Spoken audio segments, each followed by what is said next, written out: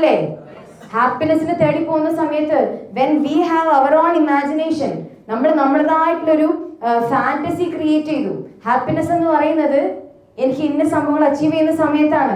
Happiness എന്ന് പറയുന്നത് എനിക്ക് ഇന്ന വീട് കിട്ടുന്ന സമയത്താണ്. ഹാപ്പിനെസ് എന്ന് പറയുന്നത് ഒരു ഫാമിലി ക്രിയേറ്റ് ചെയ്യുന്ന സമയത്താണ്. No, my definition of happiness is being in this right moment, because I don't know when I am going to die. എനിക്ക് ഒരിക്കലും പറയാൻ പറ്റില്ല ഞാൻ എപ്പോഴാണ് മരിക്കുന്നത് എന്നുള്ളത്. ചിലപ്പോൾ അടുത്ത സെക്കൻഡിൽ മരണപ്പെടാം, നാളെ മരണപ്പെടാം, മറ്റന്നാൾ മരണപ്പെടാം, ചിലപ്പോൾ 5-10 വർഷം കഴിഞ്ഞിട്ടായിരിക്കും. പക്ഷേ ഈ മൊമെന്റിൽ ജീവിക്കാൻ തുടങ്ങി, if I had know the power of being in this moment and mindful ആയിട്ട് ഓരോ കാര്യങ്ങൾ ആക്സെപ്റ്റ് ചെയ്യാൻ തുടങ്ങിയാൽ ലൈഫ് എന്ന് പറയുന്ന ആ ബ്യൂട്ടിഫുൾ സ്റ്റോറി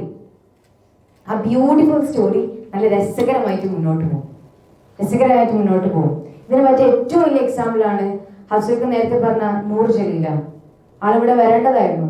നൂർ ജലീലെ പോയ ലോകത്തിന് എക്സാമ്പിൾ ഒരാളാണ് നിക് വിജോസിക് എന്ന് പറയും. അദ്ദേഹത്തിന്റെ ഒരു പുസ്തകമുണ്ട്, അദ്ദേഹത്തിന്റെ റിയൽ സ്റ്റോറി പറയുന്ന പുസ്തകം നിക് വിജോസിക്കിന്റെ. നിങ്ങൾ വായിക്കാത്തവരാണെന്നുണ്ടെങ്കിൽ അതെന്തായാലും വായിക്കണം. അവിടെ നമ്മൾ മനസ്സിലാക്കും ഹൗ ബ്ലെസ്ഡ് വി ആർ എന്നുള്ളത്.